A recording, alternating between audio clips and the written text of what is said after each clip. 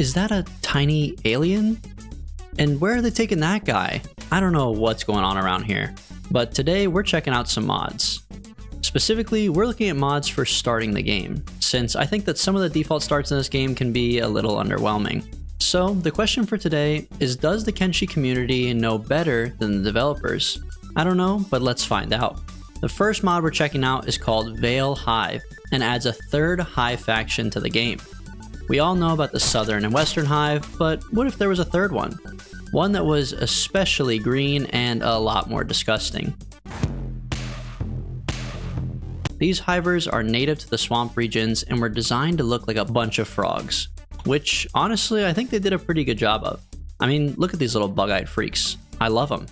The start also gives you a frog prince who can rule them all. It seems like the goal of this start is probably to grow this entire faction and become your own hive, but considering our current gear and stats, that would probably be a lot harder than it sounds and take me quite a bit of time. It doesn't help that we seem to be living in quite the rundown village. But you know, I kinda like that. If you wanted to play this start, you'd have to actually work hard and grow your own hive. Granted, you wouldn't have to work too hard since there is still strength in numbers. As you can see here, even when faced with a band of blood spiders, the frogs were still able to take them down. Not without some injuries themselves, but they still survived. I also love the way that they just instantly return to frog form after the fight is over. This crouched over position was already one of my favorites in the game, but I've never seen like 40 characters doing it at once, and it's so funny. Now, as I mentioned, the ideal way to test this start out would be to actually play through it and create your own hive, but that's probably a topic for another video. For the sake of time, I've just put some props here to show us the potential of this start. I think it could be pretty awesome to build up an entire hive civilization that looks something like this, and begin a war with the other hive colonies to determine who comes out on top as the official hive. Of course, this sounds cool and all, but as I mentioned, it's just in theory, because in reality, it would just take me too long. Really, I need to be powerful right now. And how could I do that? Well, by starting as one of the most powerful characters in the game, Cat-Lon. Admittedly, there are other strong characters in the game, but Cat-Lon continues to be, in my opinion, the final boss of this game. Starting out the game as the final boss isn't exactly my style normally, but I don't think I'll ever get another chance. Wait, why is he so small? Is he really this short? We got a certified chode on our hands. Okay, so we spawn in the Black Desert City? Wait, the Black Desert City? Why? And who are these people? Since when did Cat-Lon have like 7 wives?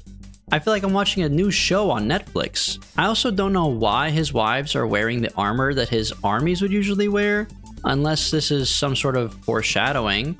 Is that what this is supposed to be? Some sort of freaky alternate timeline where you get to play as Cat-Lon and impregnate the robots to create your own robot legion? I don't think I understand. Hang on, let me just Google Cat-Lon impregnation. Okay, never mind. Why are we actually in the Black Desert City? Wouldn't it make more sense to put us in Cat-Lon's dome in the Ashlands? Maybe that's the point though. Maybe the modder really wanted this to be a prequel to Cat-Lon's life. What he did before he went mad. Maybe he really did have 6 wives and he lived a peaceful life here in Black Desert City. Of course, even after playing as Cat-Lon for just a small period of time, it became pretty obvious why Cat-Lon may have left the city. Freaks like this guy were catcalling my wives and sent me into a wild attack on everyone in the town. A train of slaughter that really only left the wives laying dead on the floor.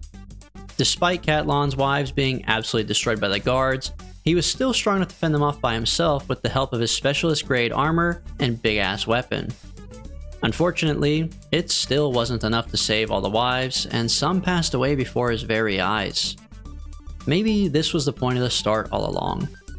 Maybe it isn't about the power that Cat-Lon held, and was more of a John Wick story of a man whose wives were insulted and killed in his own town, which sent him on a crazy, rage-induced killing spree. Or maybe it really was just a freaky Cat-Lon robot impregnation fanfic. Who knows? What I do know is that this did not solve my hunger for power. Cat-Lon was strong, but he still wasn't strong enough to protect his own wives, and he didn't even come with an army or anything. But you know who's even stronger, and actually does have an army? The one and only Holy Phoenix. Once again, a very strong character and a difficult boss, but one that you would never get to play as in the vanilla game. As expected, we started off in Blister Hill, which is basically the headquarters for the entire Holy Nation. Although, as you can see, we're not playing as just the Holy Phoenix. We actually have an army of 15 high paladins. Oh yeah, and one of them is the Protector of the Flame. Surprisingly, the guards in the city actually knew who we were and immediately struck up a conversation with us. Honestly, this is the first time I've ever even seen this dialogue box because I never side with the Holy Nation. But talking with the plebeians of this town is not how I intend to spend my time as the leader of the Holy Nation.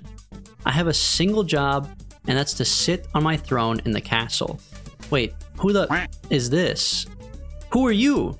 No, who are you? Are you joking? I'm like the guy.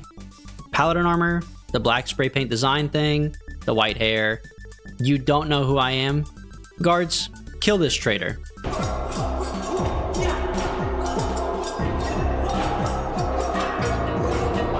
Alright, this fight has been going on way longer than I expected it to. I kinda thought the other paladins would join in with me in killing this traitor, but I guess they actually worship this guy more than me.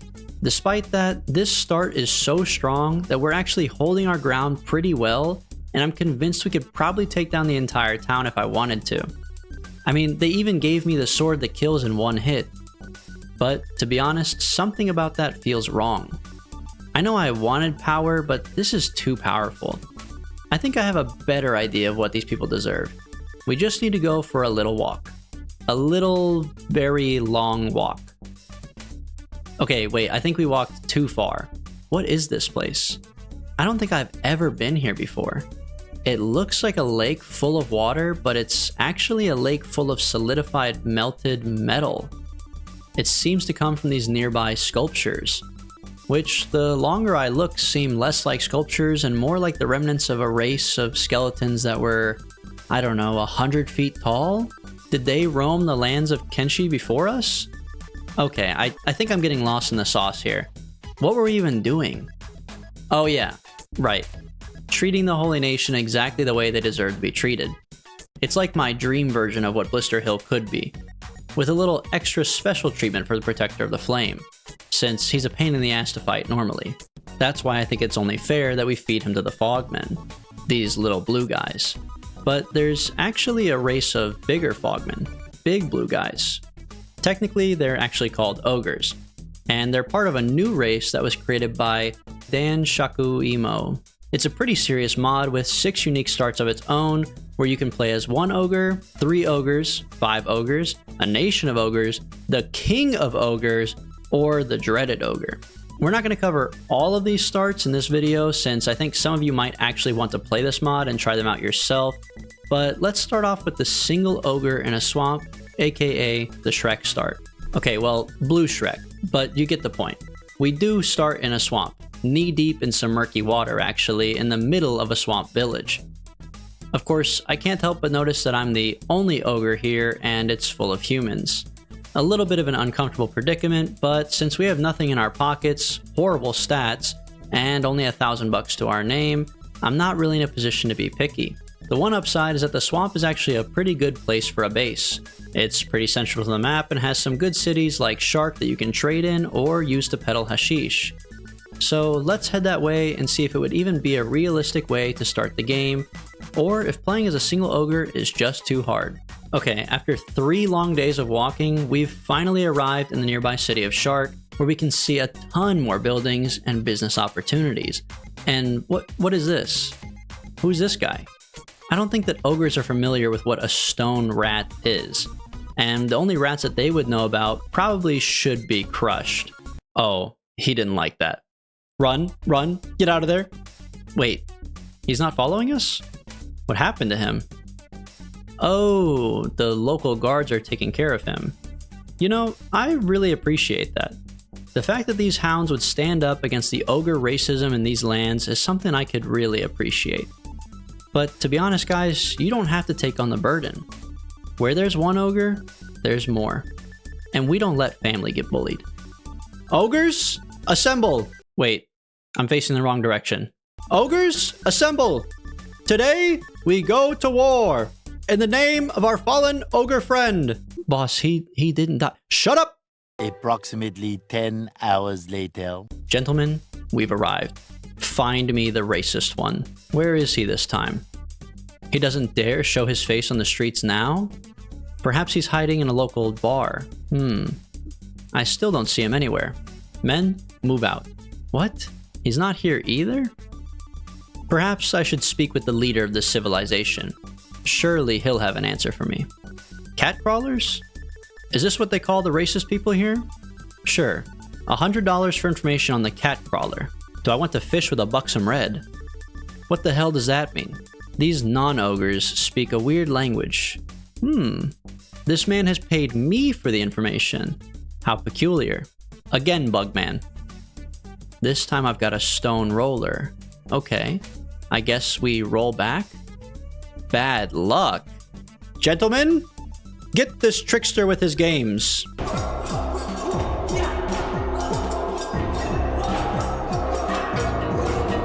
Well, gentlemen, I believe we lost. All jokes aside, I think the Ogre Start mod pack is actually kind of cool and has a lot of potential. It's pretty similar to the Veil Hive from the beginning, and basically adds a brand new faction that you could grow and expand in the same way. I could definitely see you making a similar base to the one I showed earlier, but with these guys instead. But I can't lie, losing that fight kinda hurt. After being so powerful with Cat-Lon and the Holy Phoenix, I was still kind of itching for some more power. I mean, we already played as 2 of the most powerful characters in the game, but what if instead we played as 37 of the best characters in the game?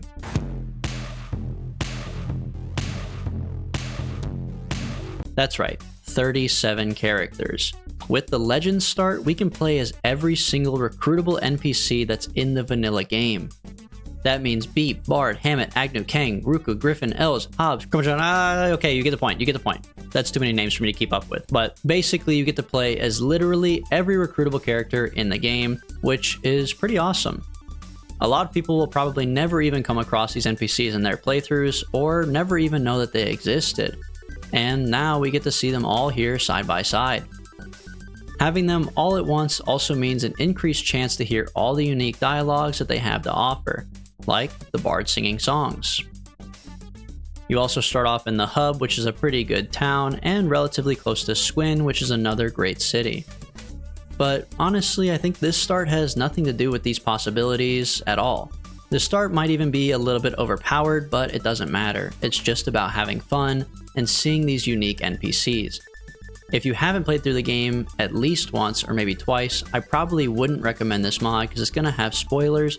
But if you've played through the game before and you just never got to meet all these people, or you accidentally killed one, it's a pretty easy and fun way to start the game and get to enjoy all the mechanics that you want to relish in. I also ranked all of these NPCs in my other video where I ranked everything in Kenshi, so go check that out if you want to see some more about these characters. Also, the thing I said earlier about it being overpowered is totally not true. I thought it would be since you have 37 of the unique recruitable NPCs, but after running into just a couple dust bandits, we quickly saw them knock out half the squad and leave some of them permanently crippled. You know, I think this mod has taught me a lesson though. It's not all about having a powerful start.